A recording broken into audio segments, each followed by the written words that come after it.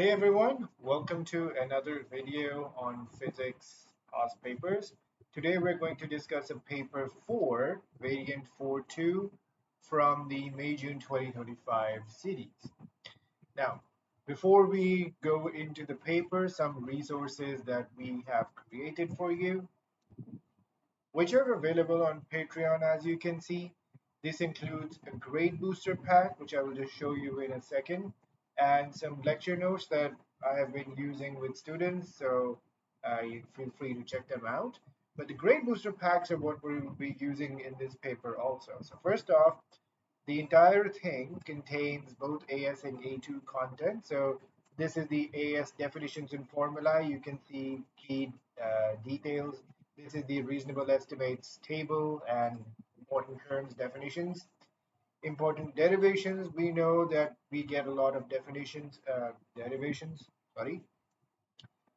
Some of these are required by the syllabus, some of these have been examined in the past papers, and one or two I've just put it there as a learning exercise. Frequently examined questions, because we know some theory questions, some structured questions are repeated, so there's a pattern to be learned about. Same thing with the A2 content. This is what we'll be using. For A2, we've structured it slightly differently. As you can see, the left side is syllabus. The following columns are question, corresponding answers, and the years. The years listed are for those questions which are coming up again and again. If you don't see any year written over here or less amount of years, that doesn't mean the questions are not important. However, there will be some questions where you will see a lot of years written on the side, so that means they are very likely to come in the exam. Similarly, important derivations, we get derivations in A2 also, including, for example, this one, the time period and the radius, and the capacitor ones, they are very frequently, so all of them are present. Similar document to the AS definitions and formulae, so similar document, key points. Then we have the graphs. We know we all struggle with field graphs, potential graphs, so they're all over here, along with the rest of the important graphs also from the rest of the syllabus. Last but not the least, this is the paper 5 planning question document. It contains a checklist which is based on the syllabus requirement, marking scheme, and examiner reports, along with a couple of solved paper examples. So you can check them out and see how useful they are. They're very valuable and they've been very helpful for quite a lot of students. And again, once again, they're all present in this Patreon. The link, as you can see on the screen. Okay, going back to the paper. All right, so let's start. Define the radian. Now, just to show you how easy to use these resources are, define the radian. Define the radian. 1 radian is equal to the angle subtended at the center of a circle by an arc that is equal to the radius of the circle. This is what we just need. And again, as you can see, although there are less years written over here, it's a fairly examined question. Okay, so it is the angle subtended at the center of a circle by an arc of length equal to its radius. Easy peasy. Okay, so the rear wheels and pedals of a bicycle are connected by a chain that passes around 2 cogs. Okay, a small cog has a radius of 0.038 meters and it's fixed to the rear wheel, and so that it rotates with it. The large cog has a radius of 0.15 meters and it's fixed to the pedal so that it rotates with them. Okay, the rear wheel has a radius of 0.46 meters.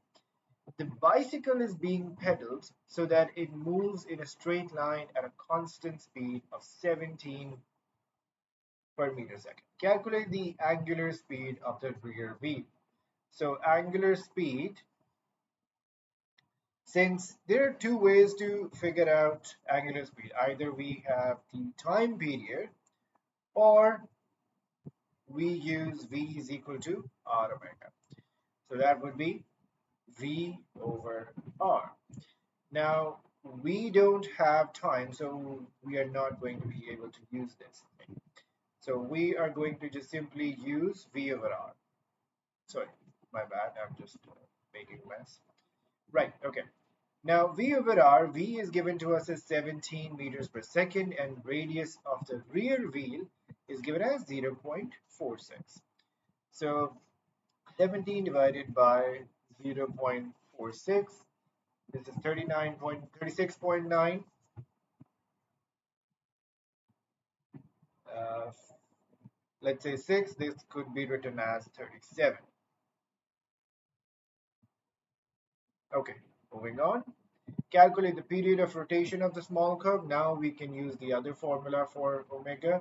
This is 2 pi over t. So t will be 2 pi over omega. So we just calculated it as 37. So 2 pi divided by answer. So the answer would be 0.17.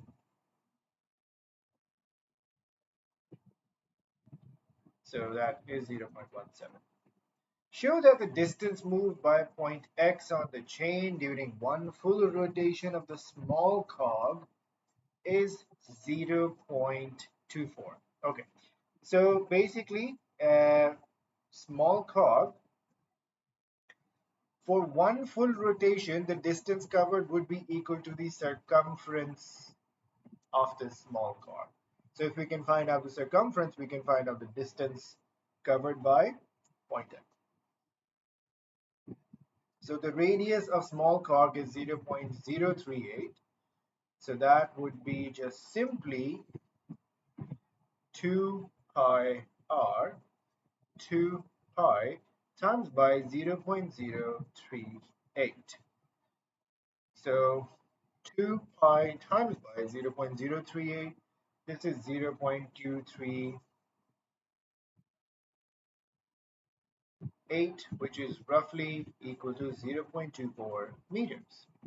Use the information in B3 to determine the angle through which the large cog rotates during one full rotation of the small cog. Now, the distance, the angular displacement, or the distance that the small cog moves in one full rotation would be the same distance the bigger cog or the large cog rotates through. So since we can now use this S is equal to R theta, so because the bigger cog, the larger cog, will also rotate about 0.24 meters arc length, but we just need to find out the angular displacement. So S is equal to R theta, where theta is in radians. And this is what we need to find out. So theta would be S over R. So S is 0.24.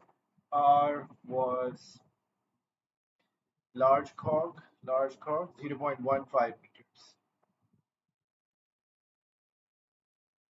So 0.24 divided by 0.15, this is 1.6. 1.6 radians. The chain of the bicycle in B is moved onto a smaller cog fixed to a rear wheel. Okay. Speed of the bicycle does not change. Explain without calculation the effect of this change on the angular speed of the pedals. Now, without calculation does not mean that we cannot use the relationships that we have just seen over here. So first off, what they said was we are replacing a smaller cog onto the rear wheel. So a further more small cog over here. So what will this affect? It will lower the linear speed. So for example, it would reduce the linear speed. It would reduce the circumference of the small cog. It would reduce the amount of distance the x covers. It would reduce the speed, as you can see, orbital speed or the linear speed that the small cog goes through. And for the same reason, it would also reduce the linear speed of the larger cog also. So basically the chain will be, the linear speed of the chain will be slower, which means that the speed of the pedals will also be smaller. So if the V linear speed, which is equal to R omega for the larger cog, V has also been reduced, and we know that V is proportional to omega. So if V is reduced, the angular speed of the large cog, which is about the pedals, that is also reduced. So this is the relationship that we need to consider. So first off, we need to talk about the change in the distance covered or the circumference of the smaller cog. So the reduction of radius of small cog reduces the linear speed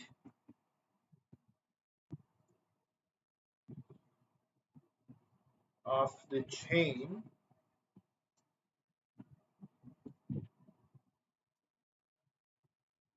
Okay, so first off, that was the S is equal to 2 pi r, like we wrote, which directly affects the speed of the chain or the speed of the point x. Okay, so reduction of radius of small cog reduces the linear speed of the chain, which also reduces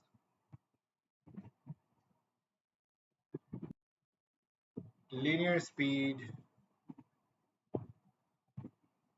of large cog as angular speed is proportional to linear speed.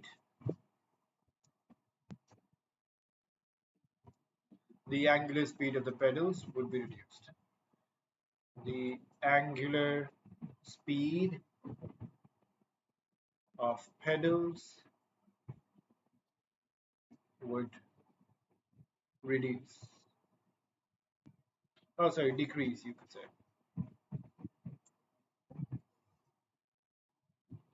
And that's it.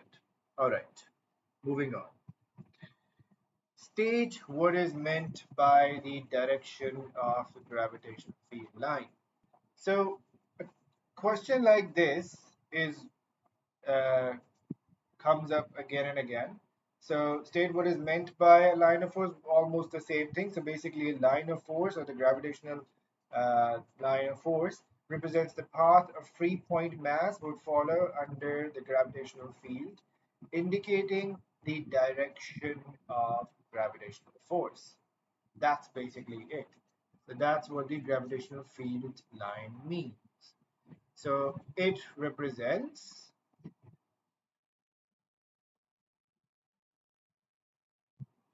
the direction of gravitational force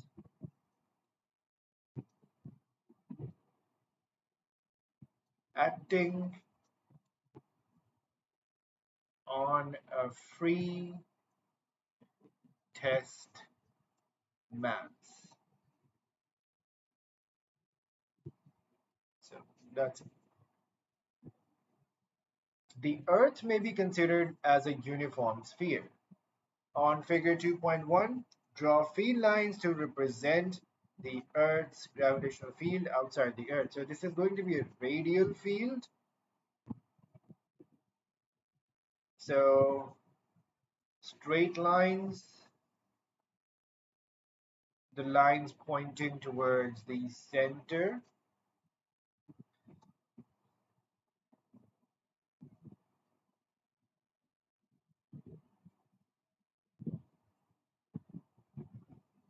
We will use arrows in a second. That's so now the arrows will be pointed towards the Earth because the gravitational field is, or the gravitational force is pointed towards the center of the planet. Okay, the Earth's magnetic field may be considered as being due to the Earth acting as a long solenoid. Okay, the magnetic poles do not align with the geographic poles, which are on the axis of rotation. Okay, sorry. Figure 2.3 is a copy of figure 2.2 without the labels, but with two magnetic fields shown. On figure 2.3, label the magnetic poles with letter N and letter S to indicate which one is magnetic N pole and which one is magnetic S pole. So this is straightforward. We know that the field lines go into the south pole and out from the N pole. Okay, second part. On figure 2.3, draw field lines to represent Earth's magnetic field outside the Earth. So basically, they will be very similar to how we draw field lines uh, around solenoid or bar magnet. So there will be some field lines that will be very close. Mind you, they shouldn't touch with each other, and try your best that they should look the same. As we go further, the distance between the lines uh, becomes greater. This is not exactly symmetrical, but I hope this, when you make it, it is symmetrical. Then you have some lines that are coming out like this,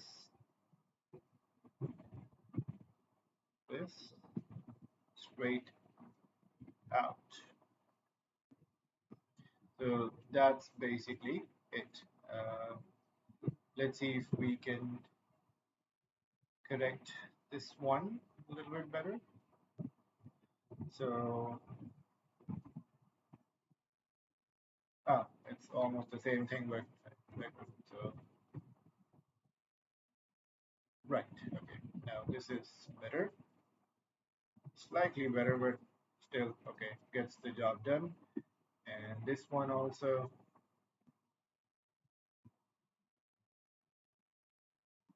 Right. Okay. Now we need the directions of the field lines.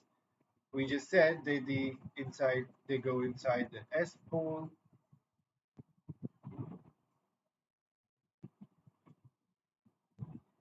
and out from the N pole.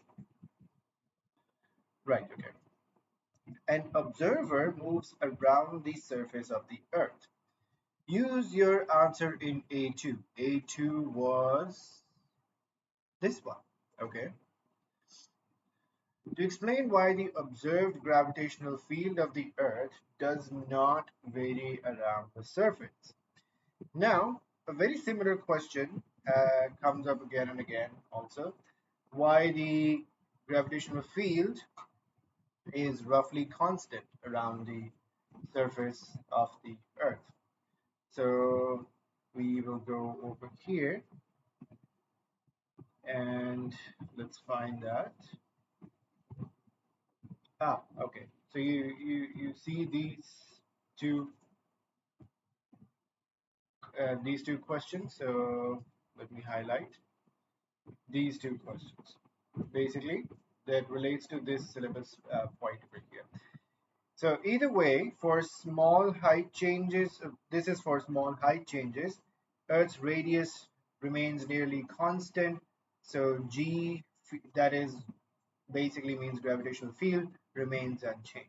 But since we're moving around the surface, the field lines appear approximately parallel due to the Earth's large radius.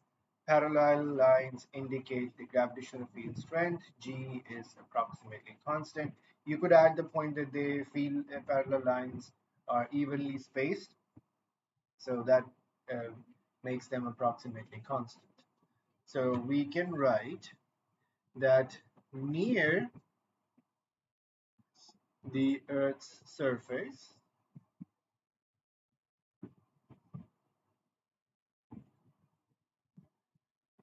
the field lines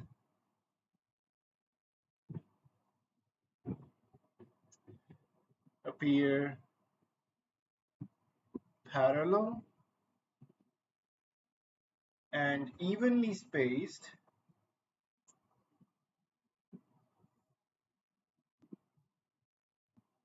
pointing to the surface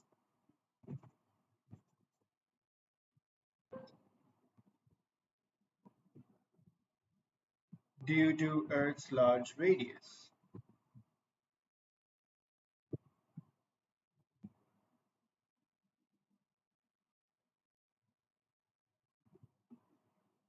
Thus,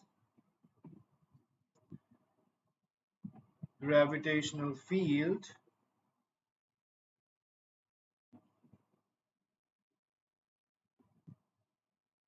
appears uniform.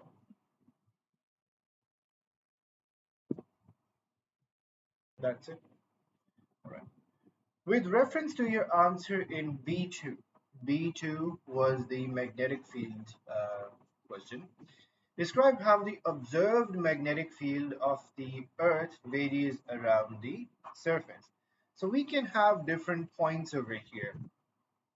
So we know that, for example, let's use a different color. So at the poles where field lines are closer, so the key is that wherever the field lines are close, field strength is very strong. When they are far apart, farther apart, the field gets weak.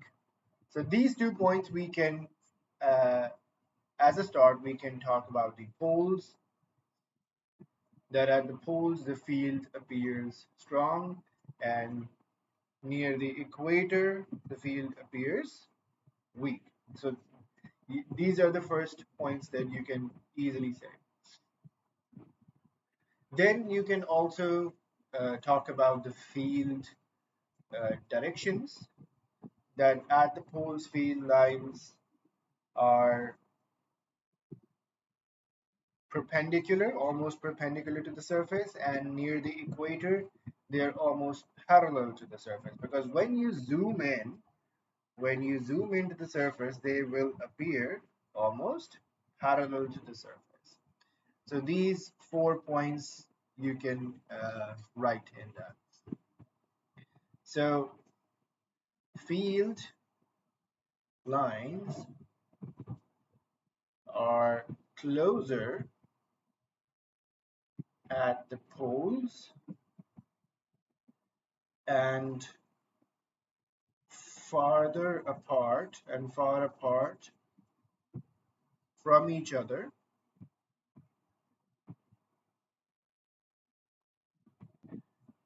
near equator,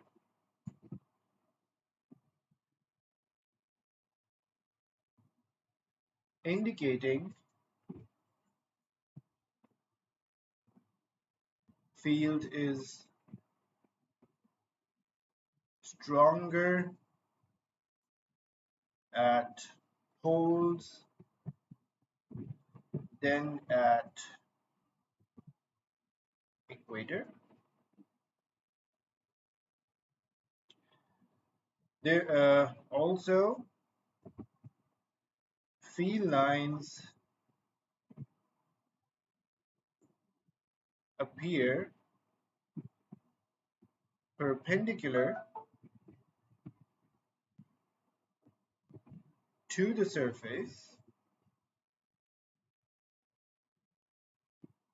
at poles, whereas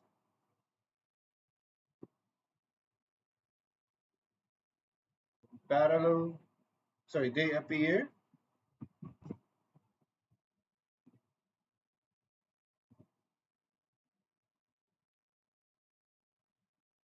to the surface near the equator. Okay, so these are the description. Again, this is the description of how the observed magnetic field of the Earth varies around the equator. So, okay, all right, moving on. Define specific heat capacity. So we know that Q is equal to mc delta T or delta theta. Sorry, Q is equal to mc delta T or delta theta, whichever one you want to write at. So C becomes Q over, sorry, I always mistake that. Q is equal to M and delta T. So energy required per unit mass per unit change in temperature. Again, this is also, we have also included this both in the frequently examined questions and also in the formula booklet also. So, sorry, I came a little bit further than necessary. So, specific heat capacity. Okay. Refers to the amount of thermal energy required to raise the temperature of a small unit mass of a substance by 1 degree Celsius or 1 Kelvin or 1 unit temperature. That is also adequate. So the amount of thermal energy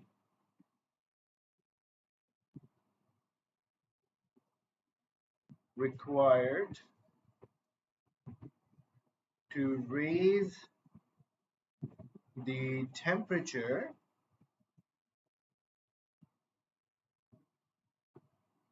of a unit mass of a substance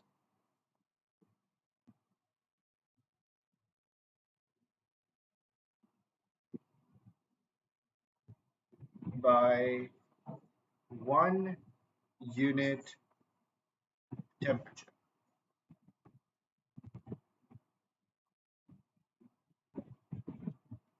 That's adequate. Okay. A block of aluminium has a volume of 3.612 10 raised to power minus 3 meter cube at a temperature of 0 degrees Celsius. Aluminium has a density this and sorry, at 0 degrees Celsius, it has a density of this at 500 degrees Celsius. Now, what this means is that we know that density is inversely proportional to volume. So if density is lowering, volume would be getting higher, increasing. The block is heated so that its temperature increases from 0 to 500 degrees Celsius at an atmospheric pressure of this. Increase in internal energy of the block is 4.38 megajoules. Calculate the mass of the block. Okay. So for the mass of the block, notice that they have given us two conditions at 0 degrees Celsius. One is this and the other is this. Both are given at 0 degrees Celsius. So conditions at 0 degrees Celsius, mass would be density times by volume. So mass is not changing in the temperature change over here, but we just need two conditions, volume and density. So density is given as 2.7 10 raised to power 3 times by 3.612 10 raised to power minus 3. So 10 raised to power 3, 10 raised to power minus 3 get cancelled, leaving us with 2.7, 3.612, 9.754. Now notice one thing, how many significant figures they have used. So over here, they have used four significant figures. Four significant figures, although like it appears like that there are two, but they're using two decimal places further. So this is three significant figures, this is three significant figures. So what we need is to follow the same principle. We can use three significant figures or at the very most four significant figures. So we can use four significant figures. This would be 9.752. Three decimal places, four significant figures, however you want to understand this. Now, show that the volume of the block at a temperature of 500 degrees Celsius is this. So, for the volume, employ the same thing, mass over density, but mass is the same, 9.7524 divided by density, 2.62 10 raised to power 3. So this divided by 2.62 times by, divided by 1000. So this would be the answer, but we can convert this into standard form. So this would be 3.722. Actually 3.722. 10 raised to power minus 3, exactly what they asked us to show. Meter cube, sorry. Right. Use the information in B2 to determine the magnitude of work done on the block when its temperature is raised from this. Okay, so one thing to notice over here, that the volume was changed at a constant pressure, So we can use the formula that we are familiar with. Work done is equal to constant volume change at a volume change at a constant pressure. So this is the only case where we can actually use that if the pressure is constant. So 1.01 10 raised to power 5, and the volume change 3.612 and 3.722. 22 minus 3.612 10 raised to power minus 3, because both of these have the same powers of 10, so we can actually write it like this. So this would mean that you have 1.01 times by 3.722 minus 3.612 times by 10 raised to power 5 minus 3, we get 1.111.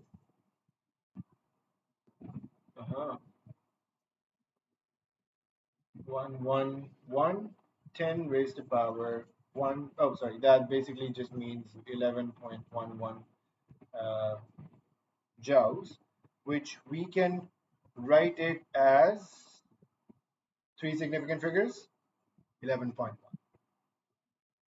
joules. Okay, all right, moving on. Explain whether the work done on the block is positive or negative. So since the block is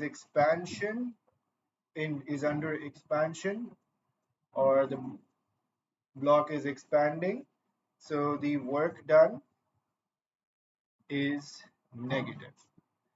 if it was compressing, so under compression, work done we take as positive. So this is work done by the block, this is work done on the block.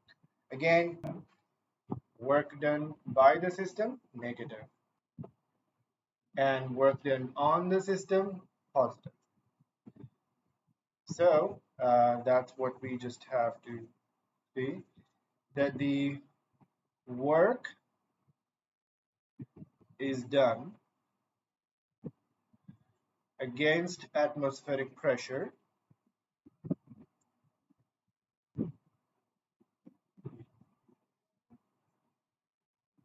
to increase the volume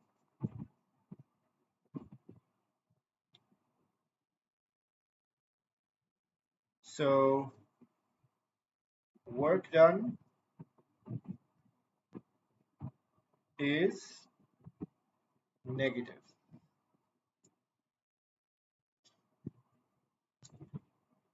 Oh, sorry, work done on the block is negative. Whatever.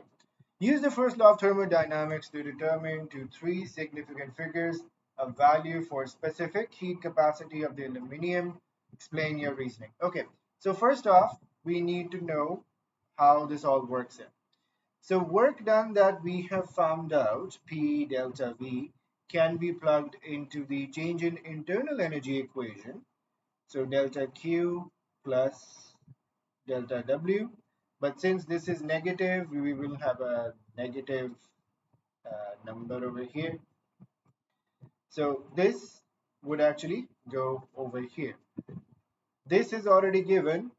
What we will actually find is delta Q, the change in heat or the amount of heat required. Then we will use this thing to plug it into mc delta T. Delta T is given, M is also given, so C would be the final process. So we can say that the change in internal energy is equal to change in thermal energy and subtracted by the work done by the block or work done on the block. But since again this is negative, we will have to use it as so. Internal energy was given as 4.38 or 4.48, 38 megajoules. So 4.38 megajoules equals to change in heat minus the work done that we found out was 11.1 joules. So heat required is so 4.38 times by 10 raised to power 6 minus answer is this. So 4.3799 10 raised to power 6. So you can also write it as 38 now. That's up to you now. Now this can be used in the finding of specific heat capacity, but we still have to clarify or specify the formula that we are using. So delta theta degree over here. So Q and delta theta are different. So Q is 4 point this value 37999 10 raised to power 6 divided by mass. I forgot what was the mass.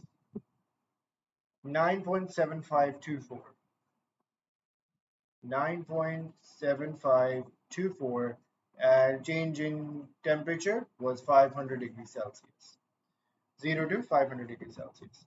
So this divided by 9.7524 divided by 500. So we get 898.24 joules per kg per degree Celsius. So three significant figures, we can write it as 898 joules per kg per degree Celsius. Since we use degree Celsius, oh sorry, degree Celsius, oh sorry, no. Degree Celsius, not, so degree symbol comes over here. This comes over here. Right, okay. Without further calculation, suggest with a reason how doubling the pressure is likely to affect the answer in this. Okay. So doubling the pressure will, okay. So what this would just simply do, doubling the pressure would increase the work done by 2. And how will this affect on the delta Q? It will have almost negligible effect because if you notice, the change in work done was 11.1 times by 2. So this is, this is going to be 22.2. So almost still negligible effect because you had, if you notice, 4.38 megajoules, 10 raised to power 6 minus this 22.2 joules. So this would still be approximately equal to 4.38 as we had over here. So this is still approximately 4.38 also. So this would still be the same. And if this is the same, change in internal energy is the same, then the specific heat capacity value would be roughly the same. So work done, so sorry, doubling pressure doubles the work done, which remains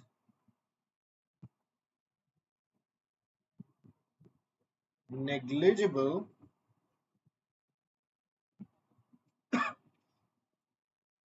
compared to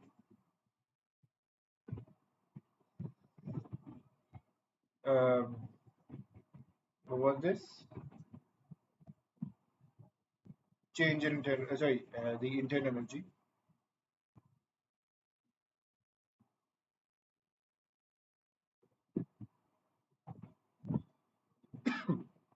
Therefore, the thermal energy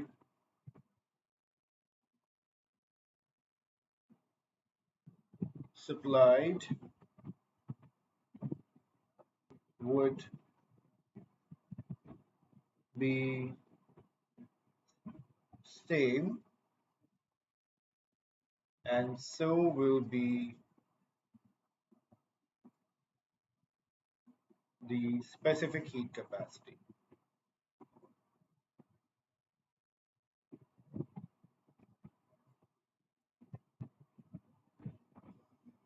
Okay. All right. So let's move on.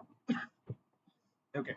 So the equation of state for an ideal gas may be written as PVA is equal to NVT, where P is the pressure of the gas, V is the volume, A is the Avogadro's constant, V is another constant, and T is the, sorry, N is the number of molecules of the gas state. In the meaning, in the equation of the symbol T, this is the absolute thermodynamic temperature.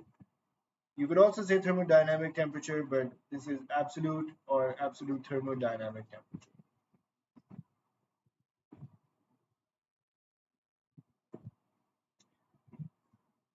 Usually one of these you will find in the marking scheme bracketed because absolute temperature means the same as thermodynamic temperature.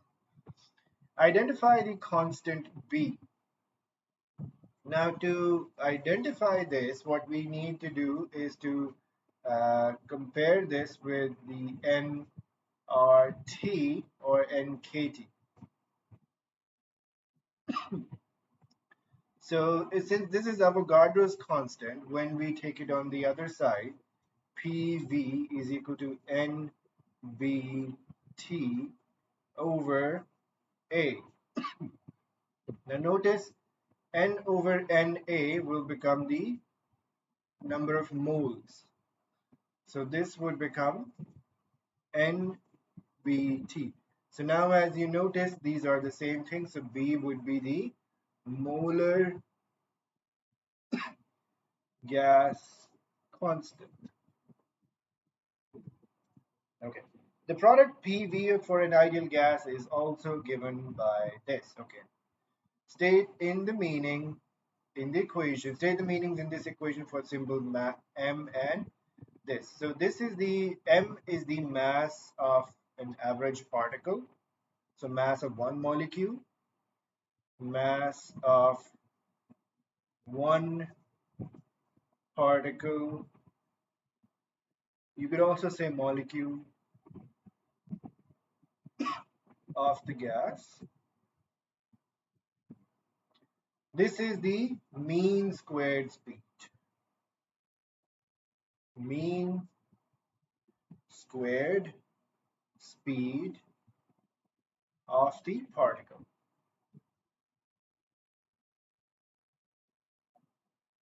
Okay. Use the equations in A and B to derive an expression in terms of A, B, and T for the mean kinetic energy of the molecules of the gas. So remember how to derive that. We have this in the derivations somewhere. So let's find that. Important derivations, right? So you can see this mean translational kinetic energy. Just see for once how we are actually doing this. We did this with the PV is equal to NKT, but you could also do the same thing with this PV is equal to mass times by this also. So let's do this time. So we are just going to equate PV is equal to PV. So PV is equal to 1 over 3 Nm C squared, which is also equal to NBT over A. So therefore, this means that 1 over 3 Nm C squared mean is equal to NBT over A. Notice that something you can cancel out is N. So when you take the 1 over 3 on the other side, this becomes MC squared is equal to 3BT over A. Therefore, when you do half MV squared, or half, which is similar to half MV squared, this becomes 3 over 2 BT over A. And this is your equal to mean translational kinetic energy. So basically this would be 3 BT over 2A, or 3 over 2 BT over A, either way, however you want to write it. Okay, on figure 4.1, sketch the variation with T of the root mean squared speed of the molecules of an ideal gas. Now, just to show you that how thorough we have been, this is the graphs one, the A2 graphs. As you can see that we have drawn those graphs also. So this is for the C squared graph, C squared versus temperature. This is C RMS versus T. So let's make this over here. So this would be like this. Why? Because we know that the RMS speed, which we actually just figured out over here, EK is half mc squared is equal to 3 over 2. This is also equal to NKT, but in our formula, we made it as 3 by 2 over b t over a. So if you take this square root on both sides, so first off you can see the relationship between c squared is directly proportional to t, but when you take the square root, this would be c RMS, root means squared speed, is proportional to square root of t. So square root graph actually looks like this. That's it. All right. Okay, moving on. State what is meant by simple harmonic motion. So simple harmonic motion is defined by this equation that represents that not only acceleration is proportional to the displacement from the mean position, but it's also opposite to that, but it's also directed opposite to that displacement. Again, we have you covered. Periodic motion in which acceleration is directly proportional to displacement from the mean position and is always directed towards the mean position. So the motion in which acceleration is proportional to the displacement from the mean position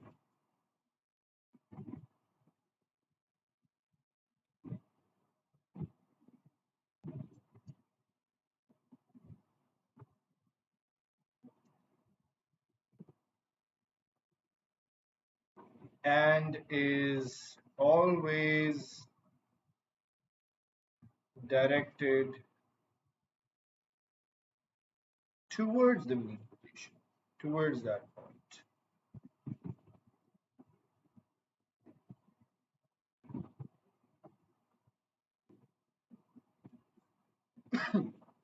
Okay. A block is suspended by a spring. The block oscillates vertically with a simple harmonic motion. So basically, sort of like this scenario, where it goes up and down. The velocity of the block varies with time according to this. Calculate the period of the oscillation. So this, remember the equations that we had in time. So this is the V is equal to omega x naught cos omega t. Omega is the 2 pi over t. So this is what we have. So omega is 2 pi over t is equal to 16. So t would be 16 over 2 pi. Sorry, no, the other way around. Sorry, 2 pi over 16. So 2 pi divided by 16, this would be pi over 8 or 0.3926. To 7 seconds, we just needed two significant figures, so 0.40 or 0.39 is also sufficient. Determine the amplitude x naught of the oscillation. So this thing 0.56 is the omega x naught. So omega x naught is equal to 0.56. So x naught would be 0.56 divided by omega is basically 16. So this would be 0.56 divided by 16. So 3.5 10 raised to the power minus 2 or 0.035 meters. Again, this is two significant figures. Use your answers in B2 to determine the equation for V in terms of displacement x of the block, where V is in meters per second. Okay, so the formula that we are going to use is V is equal to omega, sorry, this is plus minus omega x naught squared minus x squared. This is given in the formula booklet above, in the start of this question paper also, and in the formula definitions and formulae book for this uh, grade booster pack also. So somewhere in this you can see this. Yeah, this one, basically this one. So if I highlight this line, so this would be V is equal to plus minus omega was given as 16 square root x naught is 0.035 whole squared minus x squared. Actually, you should write these together. This is this, and this is the like this. So basically, somewhat like this. So your final answer would be plus minus 16, 0.035 squared minus x squared under root. That's it. Okay. On figure 5.1, sketch the variation of V with X. Again, you can find this in the graphs. So basically, this would be, sorry, a this graph basically. This is this type of graph. So positive, negative indicate the positive part of the graph and the negative part. So we just need to identify that at the maximum displacements or at the amplitudes, velocity is zero, and where the displacement is zero, you have velocity. So maximum velocity is 0.5. So this is V naught basically. So 0.56 is the maximum velocity. So basically we need to figure out what's the how it is given, how the boxes are divided. So 0.4 divided by 10, that means each box is 0.04. So that means 0.56 divided by 0.04 means you have 14 grids that you have to climb. This would be 0.56, and 1, 2, 3, 4. This would be the minus 0.56. And the maximum displacement was 0.035, so that would be 3.5 centimeter. Yes, so times by 100, that is 3.5 centimeter. So again, you could actually do the same thing. So 2 divided by 10, that is 0.2. So 3.5 divided by 0.2, this is 17.5. So this is 15, 16, 17, and this is 3.5. So this is this over here. Now we can actually draw this. So let's use a color that we can see also.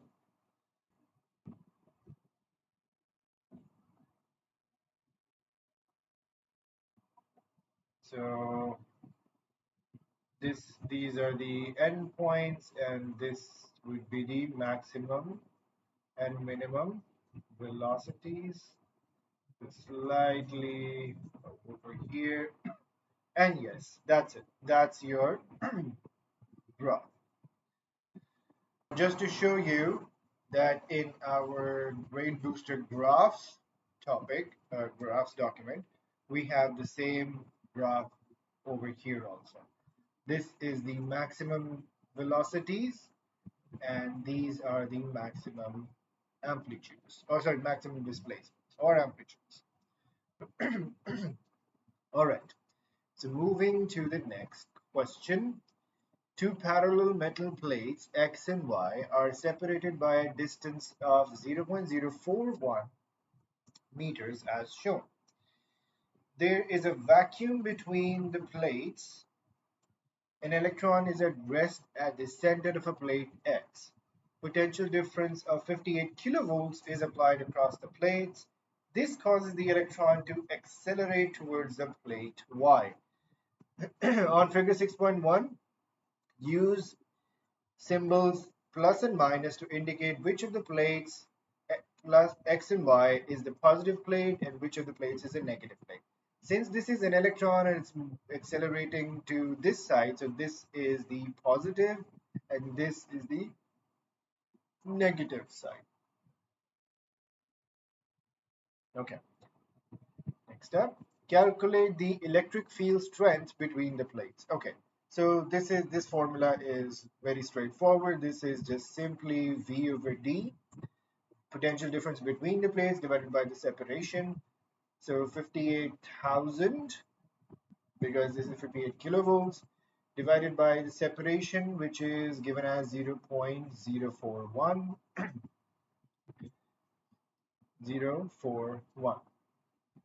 So 58,000 divided by 0.041. This is this value, and we can convert this into standard form. So we get 1.41 10 raised to power 6. So this is 1.4 10 raised to power 6. There are different units for this also. You can use volts per meter also, or you can use, since electric field strength is force per unit charge, so you can also use Newton per coulomb also. So Newton per coulomb is a better unit for this. But again, even if you use volt per meter, that would still be marked correct. Determine the acceleration of the electron. Okay, so to figure this out, we have to think about the force that is acting. So we know force would be mass times by acceleration, and the electric force is also equal to QE.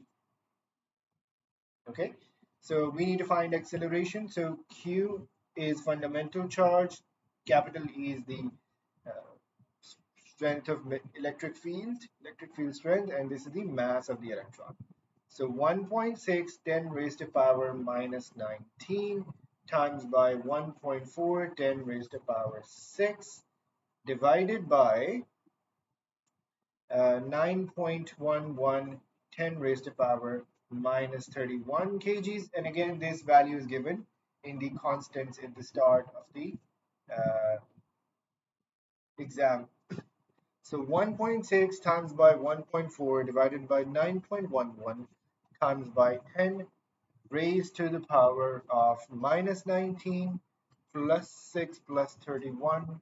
So we get 2.459 10 raised to power 17. So 2.5 10 raised to power 17 meters per second squared. Okay. Many electrons are now accelerated from rest from plate X to plate Y in figure 6.1. When the electrons hit the plate Y, the absorption of their kinetic energies results in the emission of electromagnetic waves. Show that the minimum wavelength of these electromagnetic waves is 21 picometers. Okay, so the minimum wavelength is the cutoff wavelength in that X-ray graph. So this is the minimum wavelength that we are talking about. And this happens when the maximum kinetic energy, maximum kinetic energy is converted one time. That means the electron, highest kinetic energy, loses all of its kinetic energy in a single collision. So basically that would be the kinetic energy change is equal to, what was it? Work done. So work done in an electric field is equal to EV, and that would be the change in kinetic energy, right? So we have actually done this also.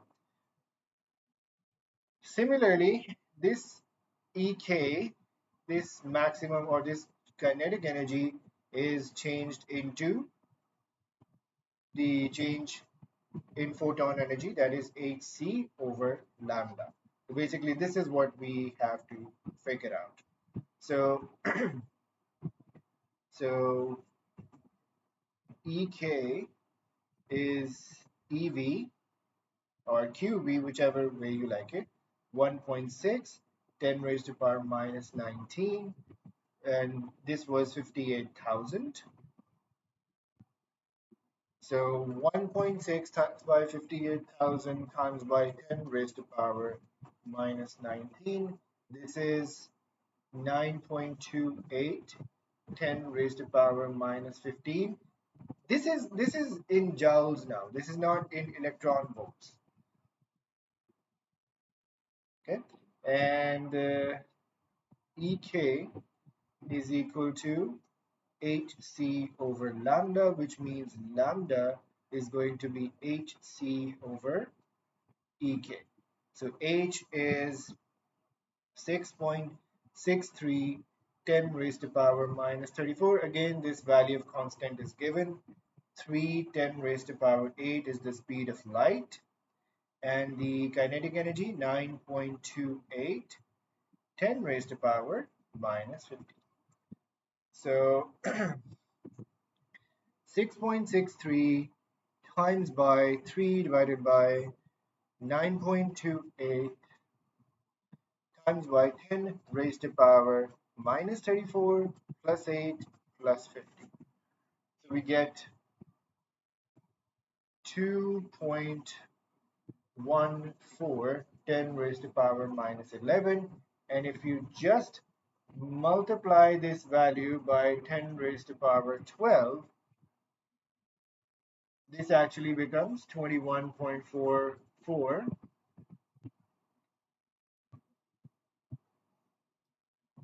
21 picometers. State the region of the electromagnetic spectrum that contains these waves. These are X-rays. Okay. Explain how these electromagnetic waves may be used to form the images of the internal body structures. So, how do we explain this? First off, we know how X-rays work. It's the transmitted X-rays that are detected at the screen. We already know that. However, it's important to point out that different tissues absorb or attenuate X-rays at different fractions, varying degrees, different percentages. So it's the differences in intensities of the X-rays at the screen that allows us to form contrast images of internal body structures. So let's write this. So X-rays are directed into the body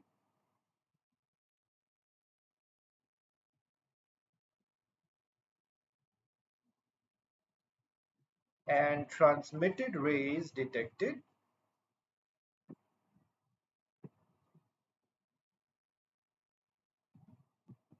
we just have 2 marks to work within, so we have to keep our explanation a little bit concise. So dense tissues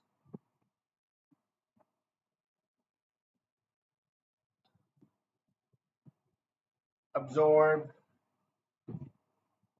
more X-rays, or you can say absorb more X-ray energy, you could say, than soft tissues, producing variations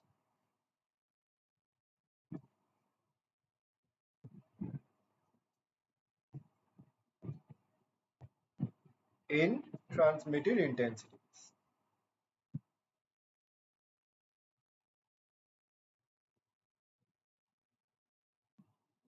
So these variations are these variations in intensities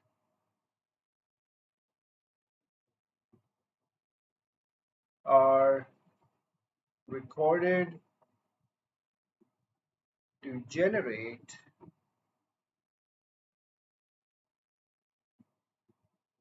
an image. You could also say a contrast image, but even if you don't write the word contrast, this is fine. Image of internal body structures.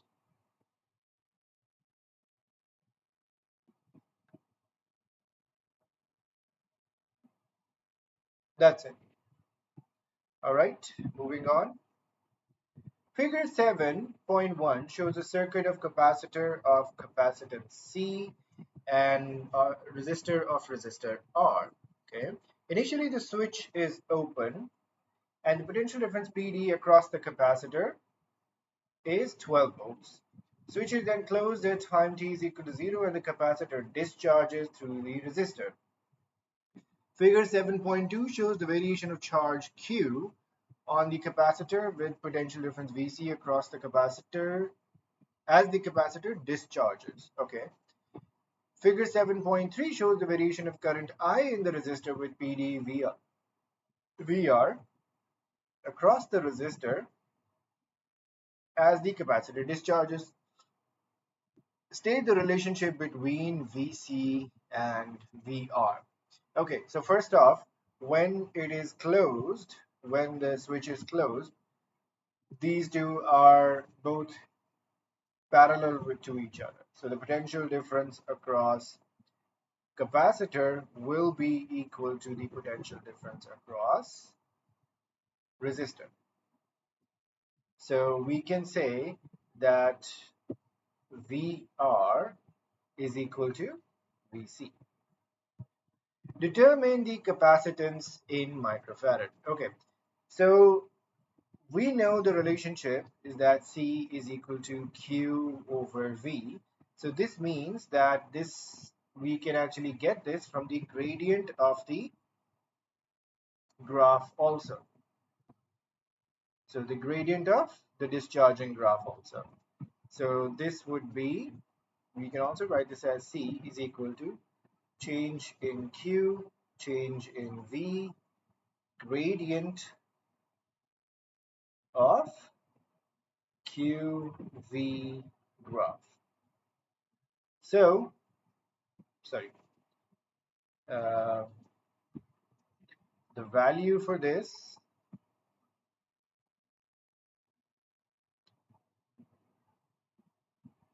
one point can be taken as 0, 0. We need one more point over here. This is 12 volts, and this is 2, this is 6. And then I guess this must be, wait a second. So this if each small grid represents 0.4, so this would be 7.2. This is 7.2. So 0.4, 0.4, 0.8, 8 minus 0.8 is 7.2. And again, this is in millicoulombs. So gradient would be equal to 7.2 10 raised to power minus 3 divided by, because the other point is 0, so you don't need to write it, but for the sake of clarity, you can write it. So we have 7.2, sorry, this is minus 3. 7.2 divided by 12 divided by 1000. So this is 0.006. So we need this in microfarad. So what we're going to do is multiply this by 10 raised to power 6. So this becomes 600 microfarad. So 0.0006. Wait a second. So the final answer is 600 microfarad, but I just forgot one thing. Yeah, yeah. So this is farad. Right. Okay. Then we need the resistance in kilo ohms. Okay. So resistance can be found by the gradient of VR graph or the reciprocal gradient of the IV graph. Okay.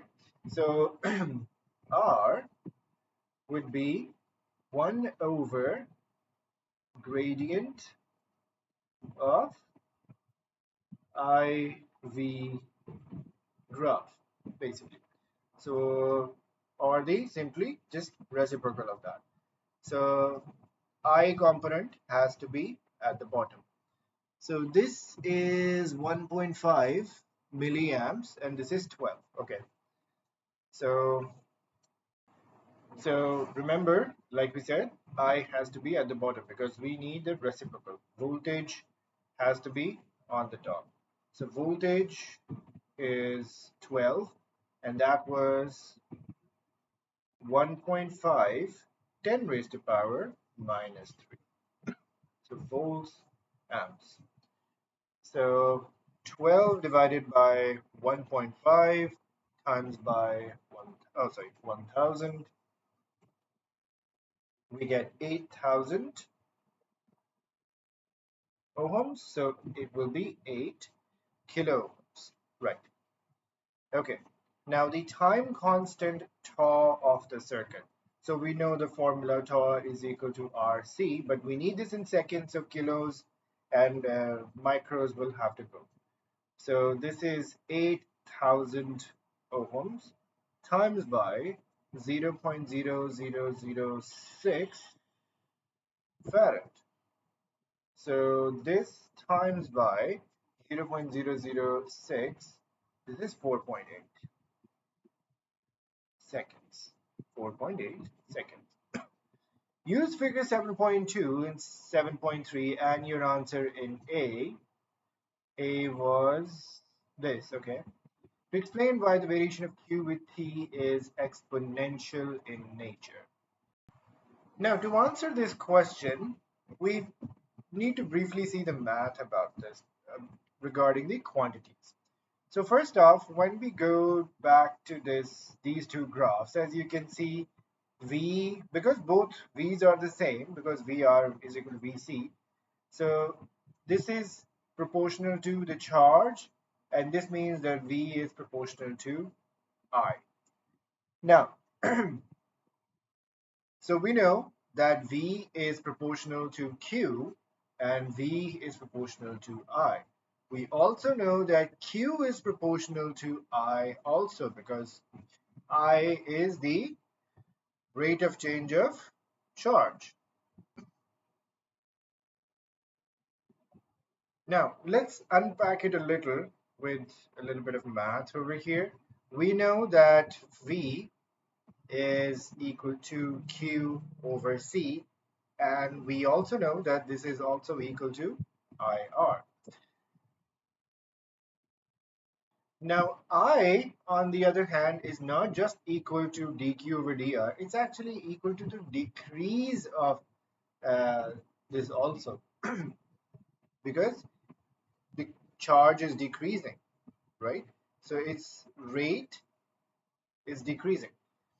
So since charge is decreasing, rate of change of charge is decreasing, so obviously current cannot be negative, so there has to be a negative sign.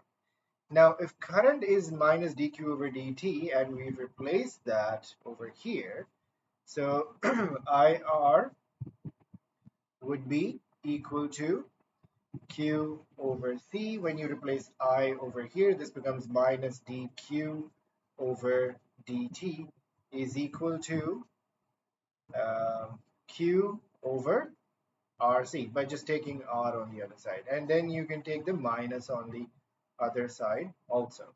So this would be make dq over dt is equal to minus q over rc.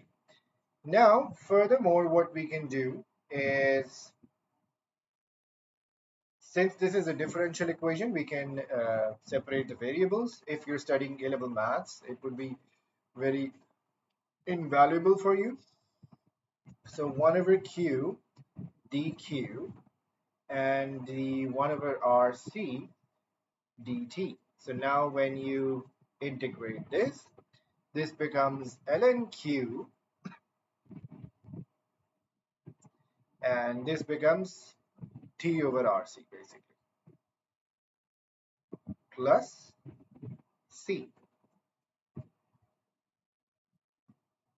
Now when we reverse the ln by just simply doing e on both sides, so we get q is equal to e raised to power, oh sorry, there was a minus over here, minus minus, so exponential function minus t over rc, and we can, since when you add the exponents, this can also be written as exponent c. This exponent c constant is obviously also a constant in itself, so we can take it as q naught, initial charge, and this rc itself is the time constant. So this is how we are actually deriving it. So what went on to uh, describe that? First off, we know that v is proportional to charge, and it's also proportional to I. Same thing over here that we have explained. Then I is proportional to rate of change of charge, or equal to the negative gradient of the rate of change of charge. Okay, and so that's why the charge time relationship is exponential in nature.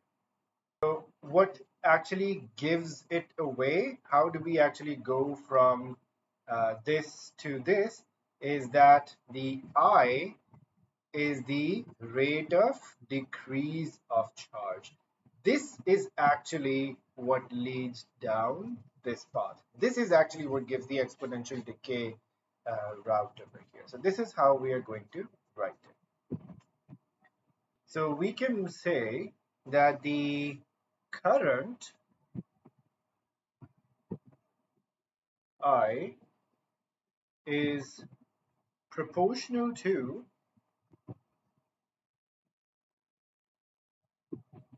rate of decrease of charge.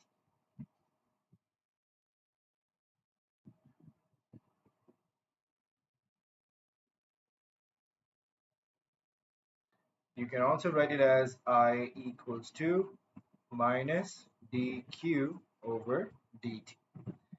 And the voltage and Vc, which is equals to Vr, is proportional to charge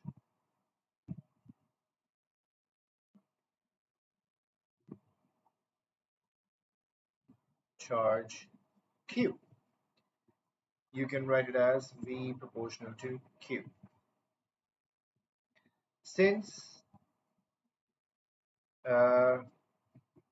Vr, actually you don't need to, sorry, write this over here.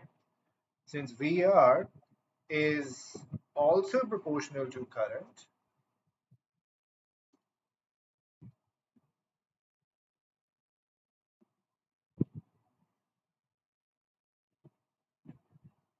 I, we get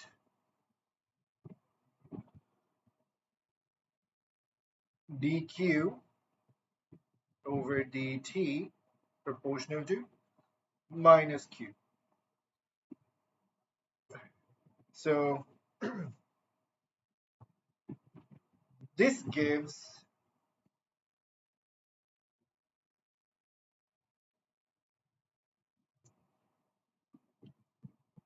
an exponential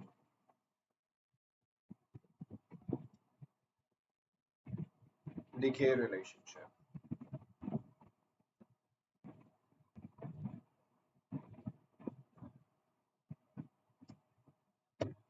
So remember this. So when you have the rate of change of a quantity proportional to the same quantity itself, it will be an exponential decay. So that exactly happens in the nuclear physics also. So remember the activity dN over dt, that is also proportional to n also. So we get the same exponential decay equation, and we derived it the same way over here. Okay, so over here dq over dt proportional to q. So that was the exponential decay. All right, moving on.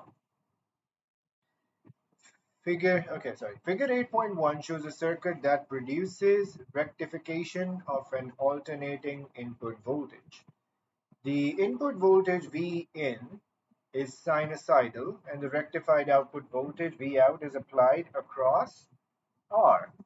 The variation V in with time has amplitude V naught and period T as shown. Okay. The root mean square RMS value of V in is 6.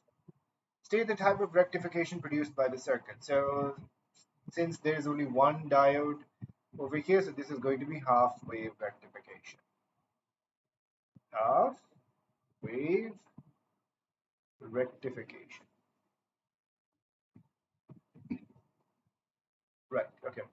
Calculate the V naught. We know the relationship that V RMS is equal to V naught over under root 2. So therefore V naught will be V RMS times by square root 2. So this is going to be 6 root 2. So so 36 times by 2, sorry, that is 8.485. We need just 8.5. Sorry, 8.5. Right, okay. Resistor R has resistance 45 ohms. Okay, so this was the resistance, okay. Assume there is no potential difference across the diode when it is conducting. So we are saying that there is no threshold voltage over here. There's no constant PD across over here. Determine the peak power P I naught in the resistor. So this comes from I naught V naught. Or since we do not have the current, this would be V naught square over R. So V naught square, so V naught we found to be 6 root 2 whole squared divided by R 45. So this is 36 times by 2 on the top. This is 36 times by 2 and 45. So this is 72 divided by 45 is 1.6 watt. On figure 8.3, sketch the variation of the power P in the resistor with T between T is equal to 0 and T is equal to 2T. That means twice the time period. Okay. All right. Now, since power has like V square over R, so due to this square, the negative parts will become positive. Okay. And the peak power we have already calculated to be V naught squared over R. Now, care must be taken that this is a half wave rectification. What that means is half the times it will have zero power. So either way, that means half the time it's zero power. So either you take this cycle, these two cycles to be power that's passing through, or these ones. Either way, that's your choice over here. So, but all that means is just those ones will be positive. So let's say, for example, we take the positive ones to be the ones that are passing through the diode, because it's a half wave rectification. Half the time the diode will be reverse biased. So this means that you have power will be zero in these phases,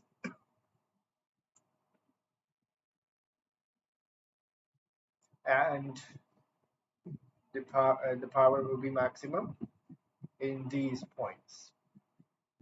So from half t to t, and then from 3/4, sorry, 3, 2, that means 1.5t to 2t, that will be the only power that's accessible to us.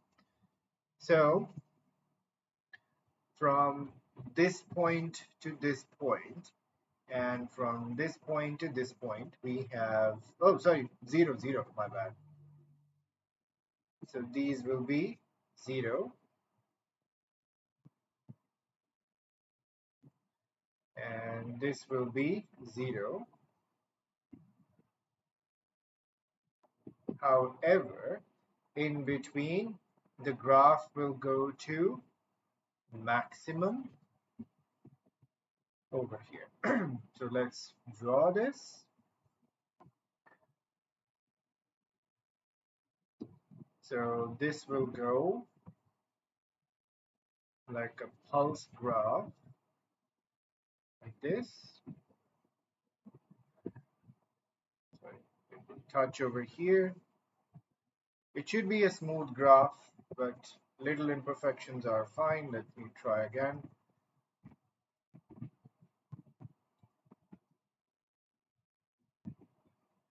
Okay, somewhat like this. So this is the maximum point, this is the maximum. These are the minimum points and minimum points. Okay. Use your answer in B2 to explain why the mean power in the resistor is quarter of maximum power. Okay, so first off, we need to remember that for fully alternating supply, unrectified for that, oh sorry, my bad, like this. So P mean is basically half of maximum power. This is always going to be the case. However, as you can see, half the time we don't even have access to the power, right? So these are the two factors that lead to the mean power being quarter, because we only have access to half power half the time. So mean power for an alternating supply, sorry, mean power of an alternating current, voltage also you can say, is half of maximum power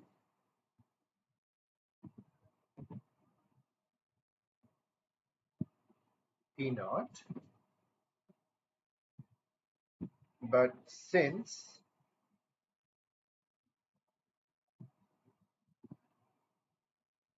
due to half wave rectification,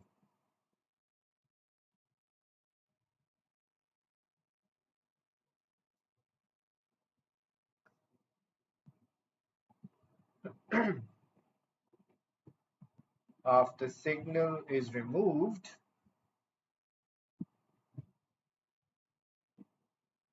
half the power in each cycle is removed. Therefore, mean power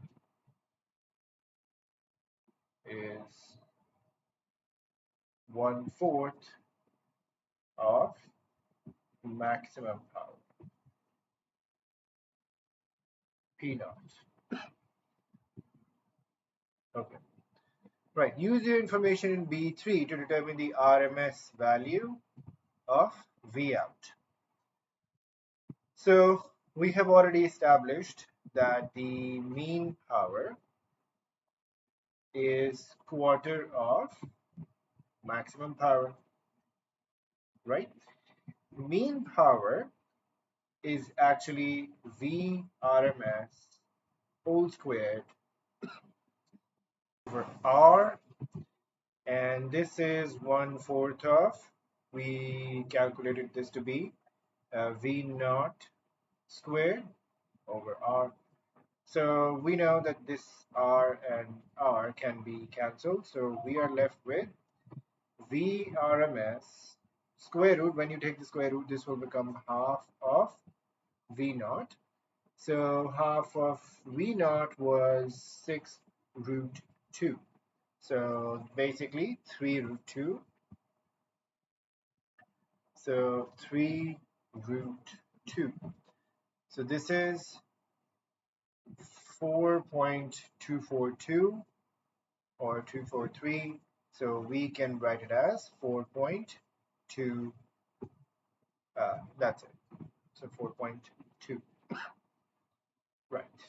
Okay. All right. Moving on.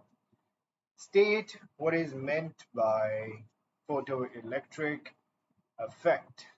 Okay. Now this is easy. So in our frequently examined questions, we have, as you can see, answered this. So notice this, state what is meant by photoelectric effect, phenomenon where electrons are emitted from a metal surface when it is exposed to light of a certain frequency or higher. So you could make certain adjustments if you want.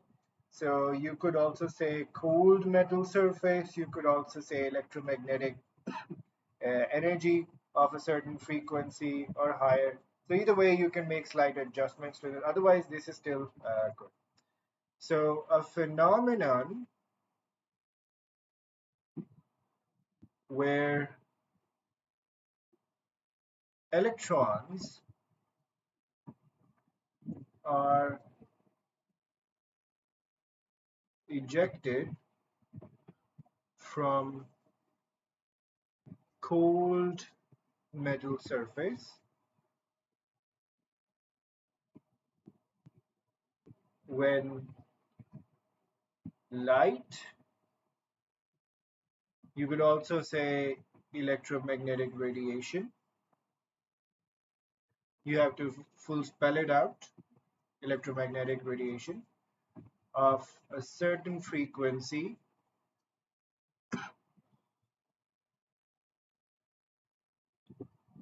or higher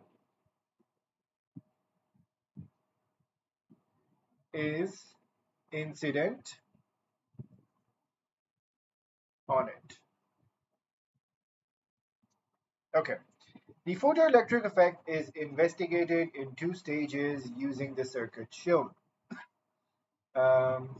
Right. So this is where,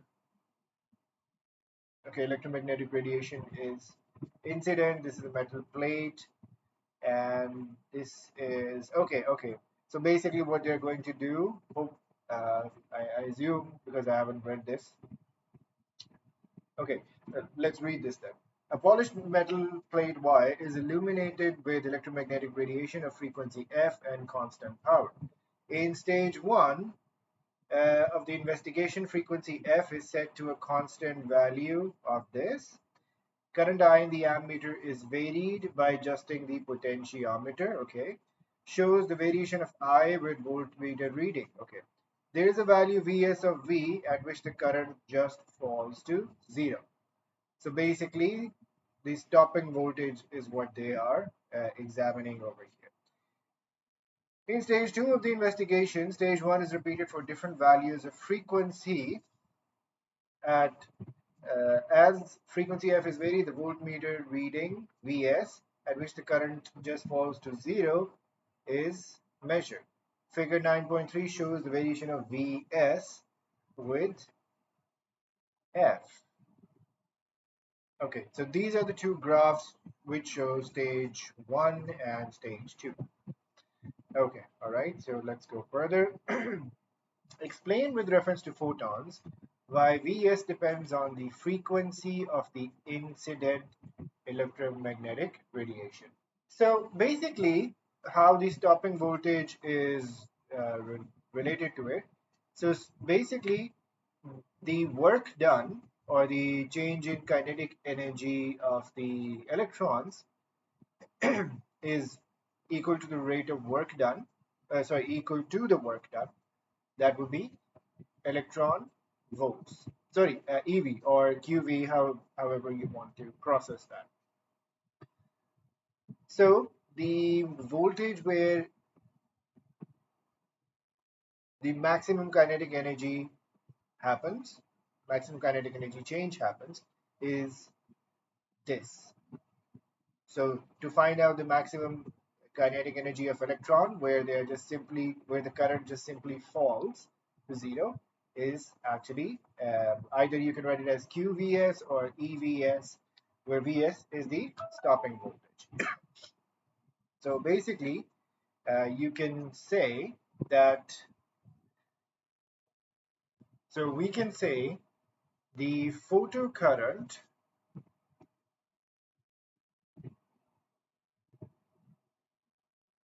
falls to zero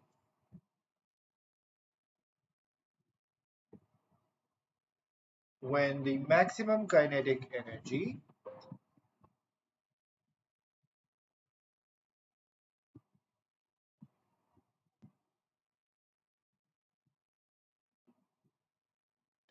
of emitted electrons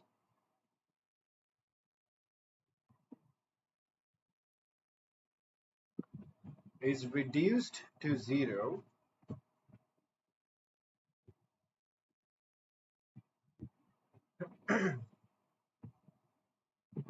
by stopping potential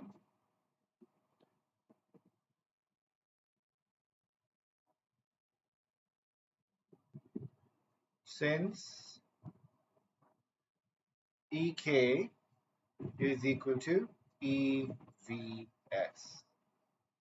You can write that also or just say proportionality also. So the energy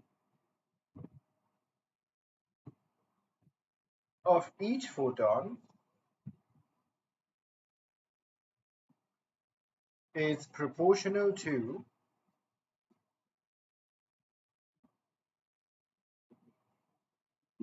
frequency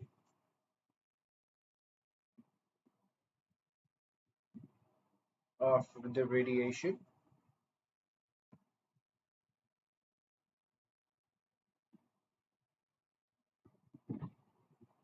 the stopping potential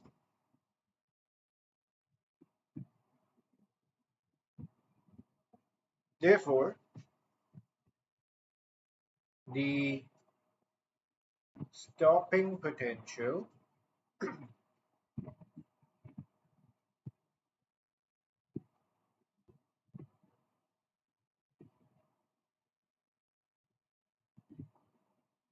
is proportional to, oh sorry, not proportional, depends on frequency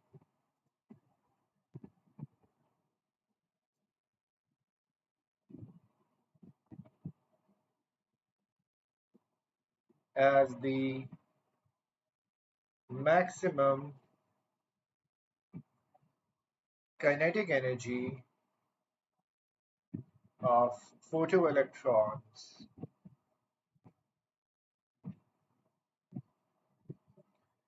also depends on frequency.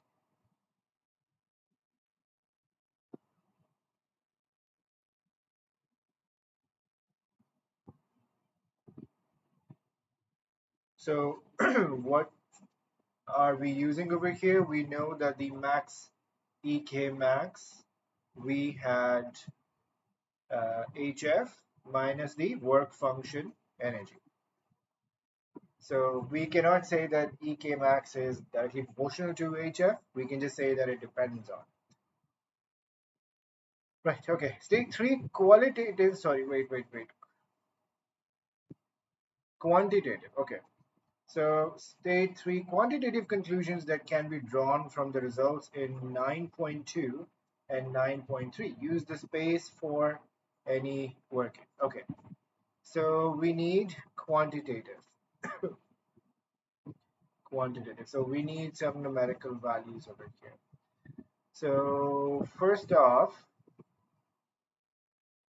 we can see from the current that the stopping potential is, wait, that the stopping potential is 4.2. So Vs is 4.2 volts. This is where the current falls to zero. So maximum kinetic energy would be EVS, whatever that value is. Secondly, let's see this. So threshold frequency is F naught is 1.5, 10 raised to power 15 hertz.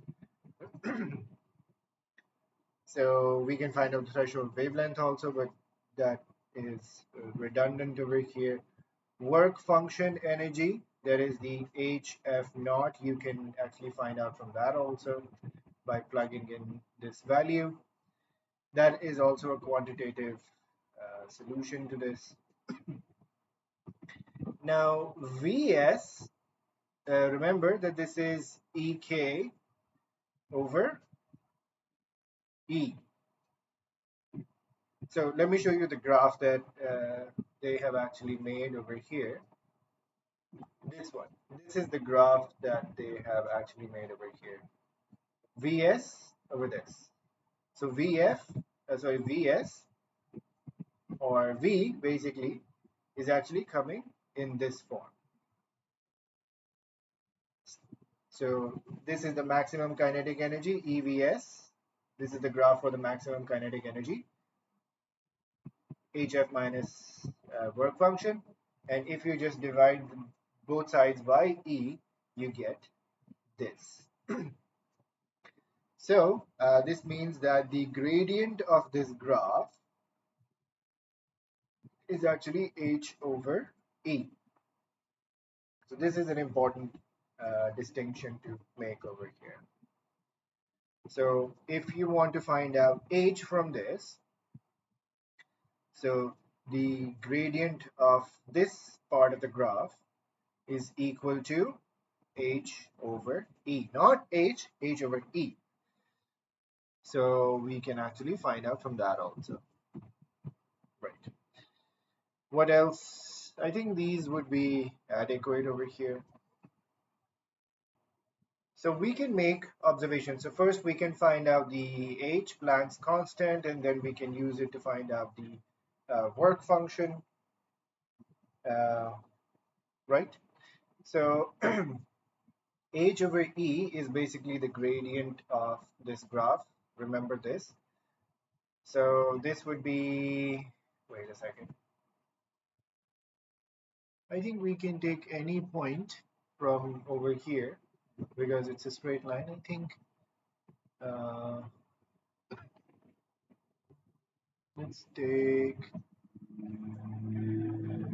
okay, let's take this point. So this is 6.2, I guess, because each box is 0.4, so this is 6.4, so this is going to be 6.2.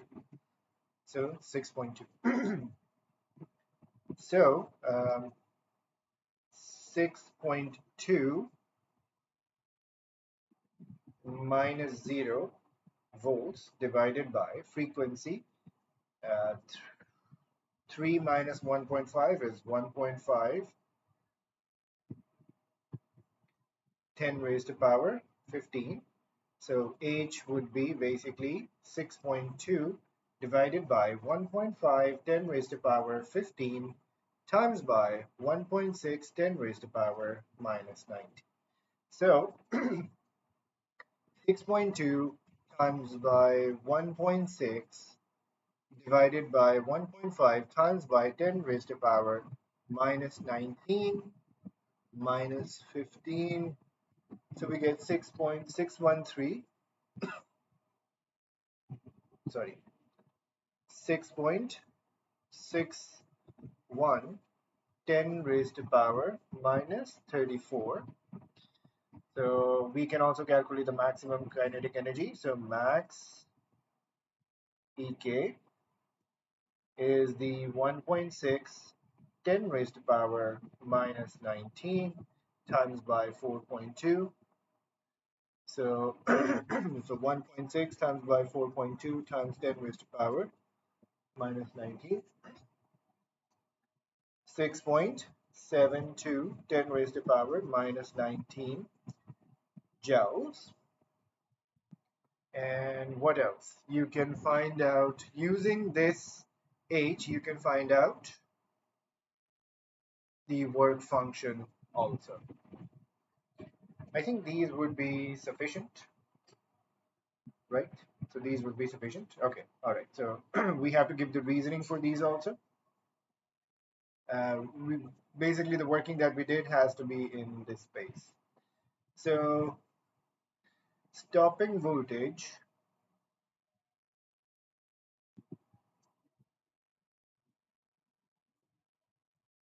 Vs is 4.2 volts, which leads to maximum kinetic energy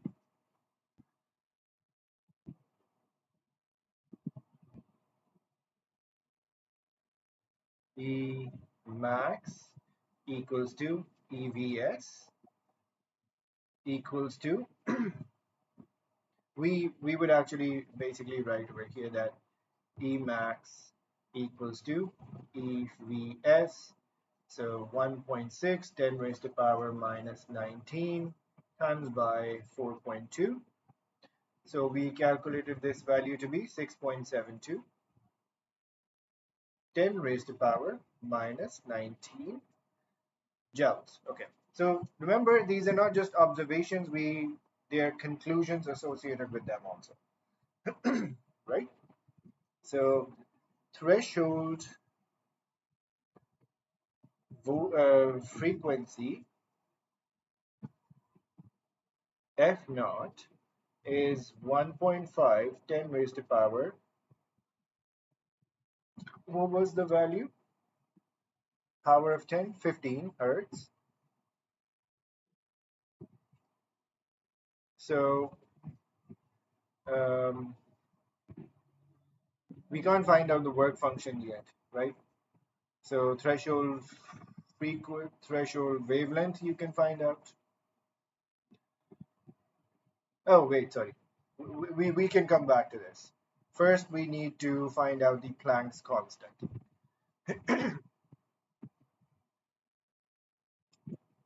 Right. So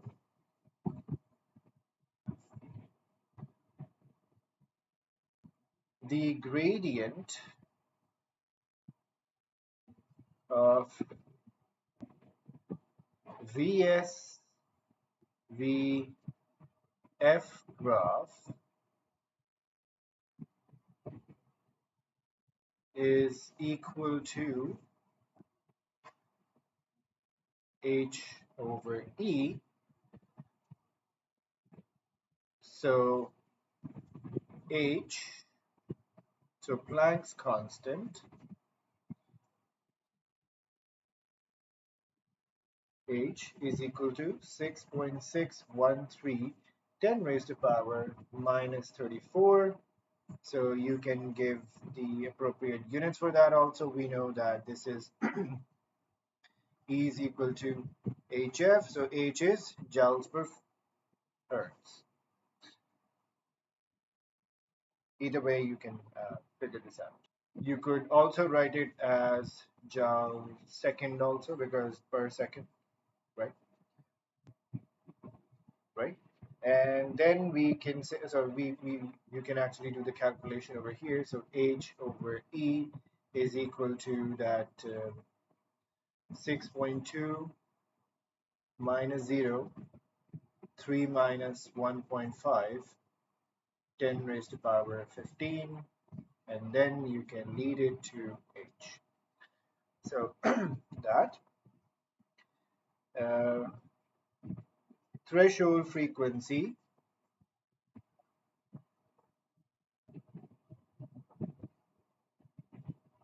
f naught is 1.5 10 raised to power 15 hertz. So using that with Planck's constant,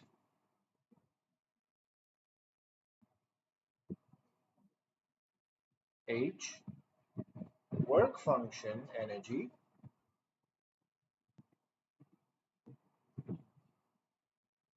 phi is equal to, now you can write the phi also, hf naught. So h value is 6.13 10 raised to power minus 34 value that we have actually found, not the value that is given. So 1.5 10 raised to power 15. So what value did we find out for work function? We can find out. So 6.613 10 raised to power minus 34. Oh, sorry. Times by 1.5 10 raised to power 15. So this is 9.9 10 raised to power minus 19 joules. So you have to stay consistent with the units. If you're using electron volts, stick with electron volts. If you're using joules, stick with joules. All right. Okay. All right. Last question. Radioactive decay is a spontaneous process. State the meaning and context of the term spontaneous. This is a very frequently examined question, so naturally we would have included this. So going to the nuclear chapter. Oh, yes. State what is meant by spontaneous decay. Means that the rate of decay is not affected by external physical factors such as temperature, pressure, or magnetic fields. So it means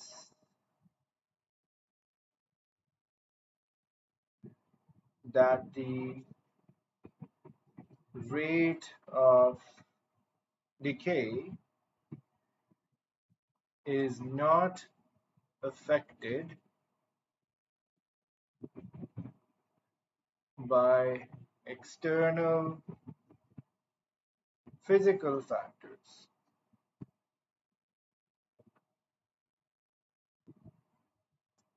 That's it. Okay. Two radioactive isotopes X and Y each decay to form a stable isotope. The sample initially contains only atoms of isotope X. At this time, its activity is 4A. Another sample initially contains only atoms of Y. At this time, the activity is A. Okay. Figure 10.1 shows the variation of activity of each sample with time between t is equal to 0 and 60. Okay. Complete the table 10.1 to give the expressions in terms of either or both of A and T for the quantities indicated for each of the samples. Right, okay. Now, we know what's the first one? Half-life. Okay, so we know half-life is the time it takes for activity to go from the initial to half of its initial value. Okay, so half-life would be as it goes from, we can actually see this. So to go from 4 to 2A is 2T. So from 4A to 2A is 2T. So for the half-life for the X is 2T. Now we need the Y. So for A, and we need the half. Where is it coming? 3t. So at 3t. 3t. Decay constant. We know decay constant is ln2 over half-life. So this is going to be ln2 over 2t and ln2 over 3t. Initial activity is given, initial number of nuclei. So we know that A is equal to lambda n. So A naught and n naught would be represented with this formula.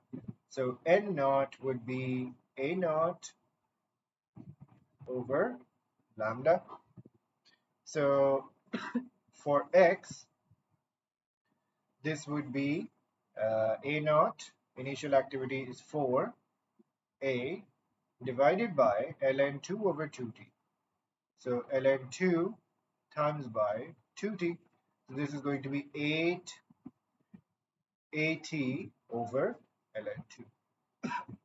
8 AT over ln2. Same thing we need to do for y. So for y, activity naught over lambda. So that is A over ln2 times by 3t. So this is going to be 3AT over ln2.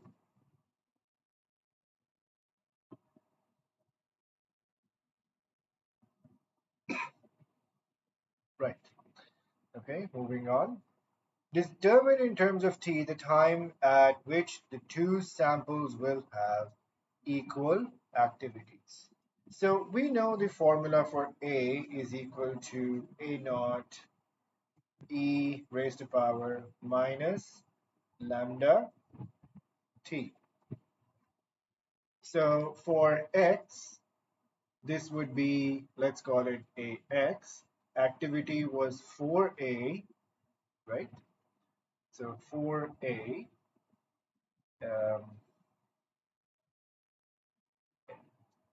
exponent. Since we have a fraction, so lambda is minus ln2 over 2t minus ln2 over 2, capital T times by t. And for y, it is a exponential, and this is minus ln2 over 3t times by t. So we need to equate the AX with AY because we need equal activities. So for A exponent minus ln2 over 2t times by t equals to A e minus ln2 over 3t t. So as you can see this over here that A and A can be cancelled out. Now what we can do over here on both sides, that we can take ln on both sides. So ln of this side and ln of this side. So this would become ln 4 plus ln of e just becomes that particular function. So this would be minus ln2 over 2t times by t equals to minus ln2 times by t over 3t. We take t's on the other side, and right, so we take t's on the other side. So ln2 over t um, when we take underside, so this would be 1 over 3 sorry, minus 1 over 3 plus 1 over 2 by t uh, equals to ln 4.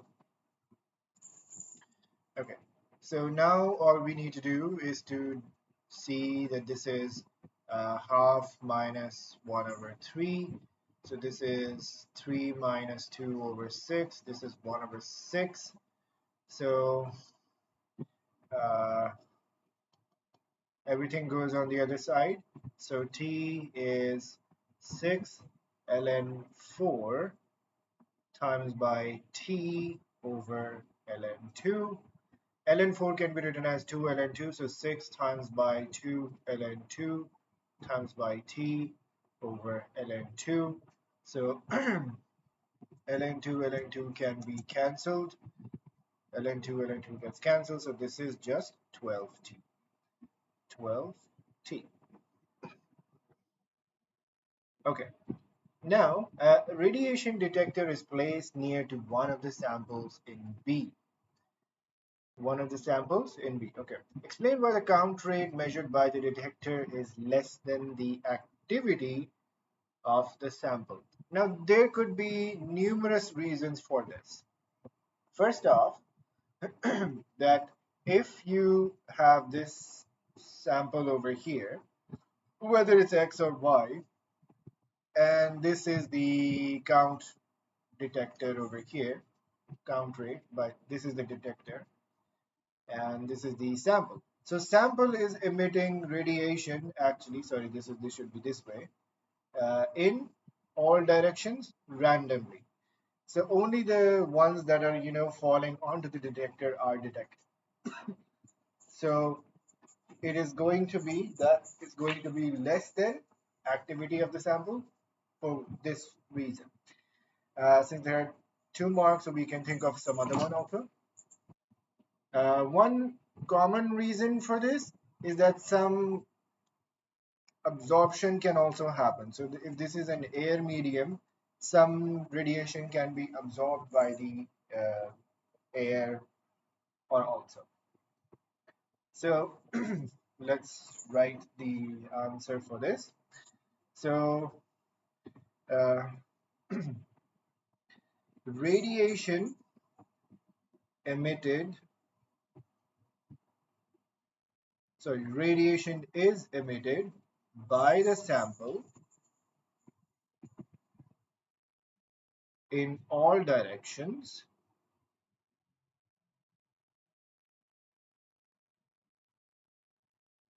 so detector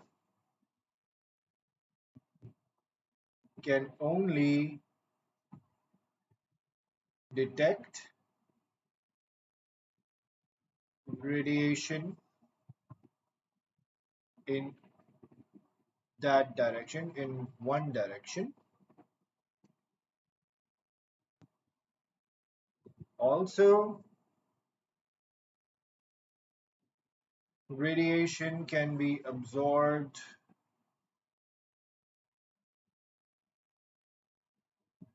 by intermediate media, by air, causing detected count rate